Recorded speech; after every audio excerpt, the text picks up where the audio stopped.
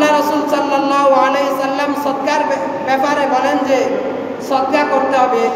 এক নম্বরে সদকা দিতে হবে ফি সাবিলিল্লাহ, আল্লাহর রাস্তায় যারা শহীদ হয়েছেন তাদেরকে। দ্বিতীয় নম্বরে সদকা দিবেন কাকে? দ্বিতীয় নম্বরে সদকা দিবেন আপনার পার্শ্ববর্তী মাদ্রাসায়, যেখানে ইলম শিক্ষা হয় এবং ইলম শিক্ষা দেওয়া হয়। তৃতীয় নম্বরে সদকা করবেন মসজিদে। তৃতীয় নম্বরে সদকা কোথায়? মসজিদে। চতুর্থ নম্বর সদকা করবেন গরিব অসহায়দেরকে। এখন আপনারা বলতে পারেন যে মুরব্বীরা, যে আজীবন শুনে আসছি গরিব অসহায়দেরকে আগে সদকা করব, এখন কেন চতুর্থতে গরিব অসহায়রা গেছে? একটু পরে বুঝবেন কেন গরিব অসহায়দেরকে পরে সদকা করার জন্য বলছি। যে আপনার কাছে 10 টাকা আছে, 10 টাকা যদি সদকা করেন, যে এই 10 টাকা কোনো গরিব অসহায়কে দিচ্ছেন, 10 টাকা সে খেয়ে ফেলছে, শেষ।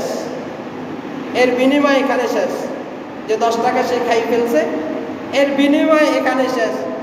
আপনি 10 টাকা মসজিদে দান করছেন, এই মসজিদ আল্লাহ যদি 100 বছর রাখে, এই মসজিদ 100 বছর পর্যন্ত আপনি সওয়াব পাবেন। এই মসজিদ 100 বছর পর যদি এই মসজিদ ধ্বংস হয়ে যায় রাস্তার জন্য অথবা কোনো কারণে, যদি মসজিদ যদি ভেঙে ফেলা হয়, 100 বছর পর আপনার দান শেষ।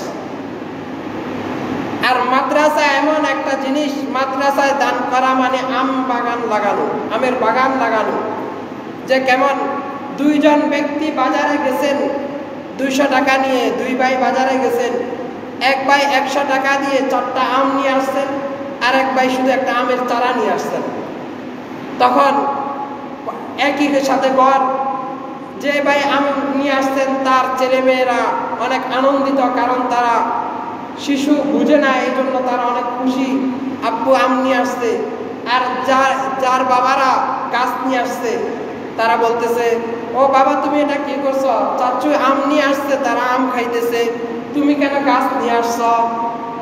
চাচু তো আম নিয়ে আসছে, তুমি কেন গাছ নিয়ে আসছ?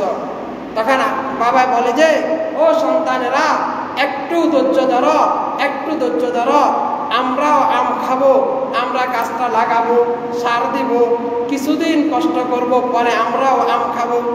যে ব্যক্তি আম নিয়ে আসছে তার আনন্দ ছিল কতক্ষণ? সকালবেলা নিয়ে আসলে রাত্রি পর্যন্ত, রাত্রিবেলা 4টা আম শেষ, নতবা পরের দিন সকালে 4টা আম শেষ। আর যে ব্যক্তি গাছ লাগাইতেছে, যে ব্যক্তি গাছ লাগাইছে, সে 1 বছর পরে দেখা যাচ্ছে যে এখানে 40টা আম ধরছে। কয়টা ধরছে?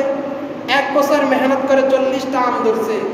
পরবর্তী বছর দেখা যাচ্ছে 400টা আম ধরছে ওই গাছের মধ্যে। তারপরে 4000 কেজি, তারপরে 4000 টন আম লাগাতার ধরতে আছে, ধরতে আছে, ধরতে আছে।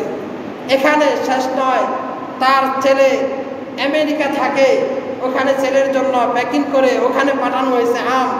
ছেলে ওখানে আম খেয়ে আমেরিকাতে একটা আমের বাটি ফেলাইছে, চারা ফেলাইছে, ওখানে একটা গাছ হয়েছে।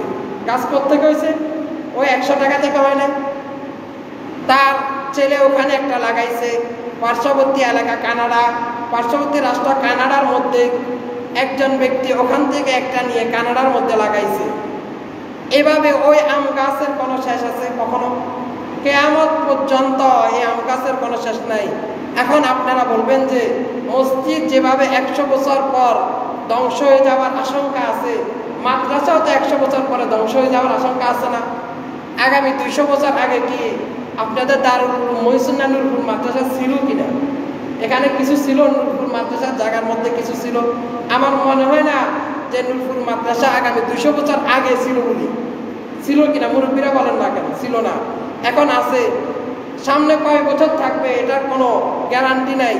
কিন্তু নূরপুর মহিসুন্নাহ থেকে যে সমস্ত ফুলগুলো বের হচ্ছে, ফলগুলো বের হচ্ছে, এরা কিন্তু কিয়ামত পর্যন্ত এই ইলমের ধারক বাহক হিসাবে থাকবে।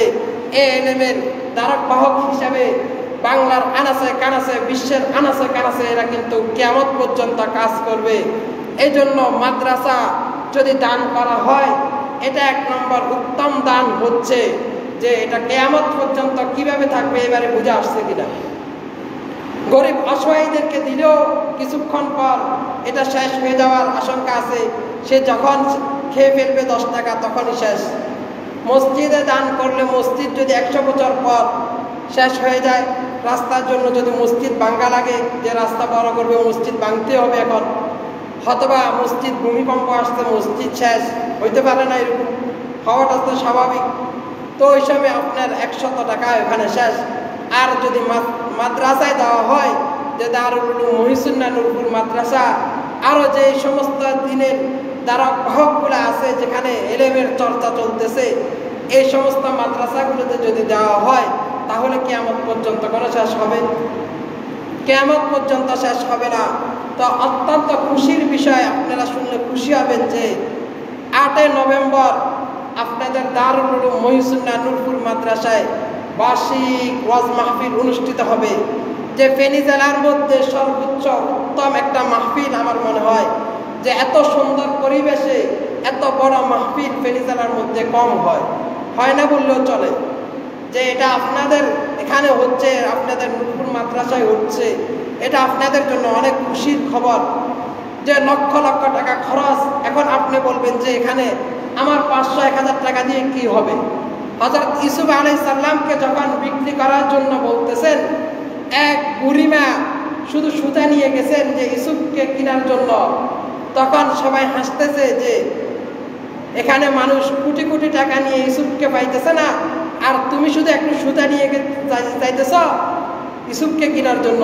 তখন বুড়ি বলতেছে, আমিও জানি যে এই সুতার দ্বারা ইউসুফকে পাবো না, আমি শুধু যাইতেছি এখানে সিরিয়াল ধরতেছি এই জন্য, যাতে আল্লাহ যদি কালকে আমাদের ময়দানে জিজ্ঞেস করে যে ইউসুফকে তো বিক্রি করা হচ্ছিল, কে কে কেনার জন্য আগ্রহী ছিল, তখন আল্লাহর ওই খাতায়, কুদরতি খাতায় যাতে আমার নামটাও উঠে, এই জন্য আমি সুতা নিয়ে দাঁড়াইছি যে আমি ইউসুফকে কিনতে আসছি। তো আমি বলবো ভাই, যার যার যে তৌফিক আছে, যে লক্ষ লক্ষ টাকার যে খরচ হবে মাহফিলে, আপনি আপনার যোগ্যতা থেকে, আপনার জায়গা থেকে যেভাবে পারেন ওইভাবে সহযোগিতা করবেন। যে আপনার কাছে কি আছে না আছে এটা আল্লাহই ভালো দেখতেছে। আপনার কাছে নাই, আপনি দিবেন কোত্থেকে? এমন না তো আপনার কাছে যারা পান খান, তারা একটা পান একদিন কমায় 5টা টাকা দান করবেন। যারা চা পান করেন, তারা একটা চা একদিন কম খায় 10টা টাকা দান করবেন। তো এই 10 টাকার 5 টাকা দিয়ে কালকে আমাদের মাঠে, কুদরতি মাঠে যখন আল্লাহ জিজ্ঞেস করা হবে যে নূরপুর মাদ্রাসায় যা মাহফিল হচ্ছিল, যে তোমরা কিভাবে শরীক হইছ, তখন আপনিও বলবেন যে আল্লাহ আমার কাছে ছিল না, আমি শুধু 5 টাকা দিয়ে আপনার মাদ্রাসায়, আপনার রসুলের মাদ্রাসায় শরীক হয়েছি। এ উসিলায় হইতে পারে না আপনারা আমার জাহান্নাম মাপ, এ উসিলা হইতে পারে না। সদকা করবেন। সদকা কেমন? সময় সংক্ষিপ্তার কারণে বলতে পারতেছি না। সদকার দ্বারা আল্লাহ তাআলার গোসাকে পানির মতো নিমিষ হয়ে যায়। আগুন যেমন পানি দিয়ে নিবানো যায়, সদকা দ্বারা আল্লাহ সুবহানাহু ওয়া তাআলা আল্লাহর গোসাকে এভাবে নিবানো যায়। যে যে কোনো কাজ করতেছেন, অসুস্থ হচ্ছেন, একটু কাশি হচ্ছেন, সর্দি হচ্ছে, ডাক্তার কাছে আগে না দৌড়াইয়া আল্লাহর রাস্তায় কিছু সদকা করবেন, দেখবেন হঠাৎ মৃত্যু থেকে মুক্ত পাবেন। হঠাৎ বিপদ আসা থেকে আপনি আল্লাহ সুবহানাহু ওয়া তাআলা আপনাকে কুদরতি হাত দ্বারা হেফাজত করবে। এজন্য আমরা সবাই মাথার মধ্যে, জিহানের মধ্যে রাখবো যে আগামী 8 নভেম্বর আর অল্প কিছুদিন পর আমাদের নূরপুর মাদ্রাসায় মাহফিল। যে যেভাবে পারেন ওইভাবে শরীক হবেন। কাউকে কোনো নির্দিষ্ট করতেছি না যে আপনি এত টাকা দিবেন, আপনি এত টাকা দিবেন। যে আমার কাছে নাই হুজুর, আমি 500 টাকা দিয়েছি, আমার কাছে এখন নাই হুজুর, আমি 200 টাকা দান করছি, আমার কাছে নাই হুজুর, আমি 100 টাকা দান করছি, তারপরে যদি মাওলা পাকের কুদরতি খাতার মধ্যে আমার নাম থাকে, এই জন্য আমি দান করছি। দান করবেন, দানের দ্বারা অনেক ফজিলত। আল্লাহ সুবহানাহু ওয়া তাআলা আমাদের সবাইকে বুঝার তৌফিক দান করেন।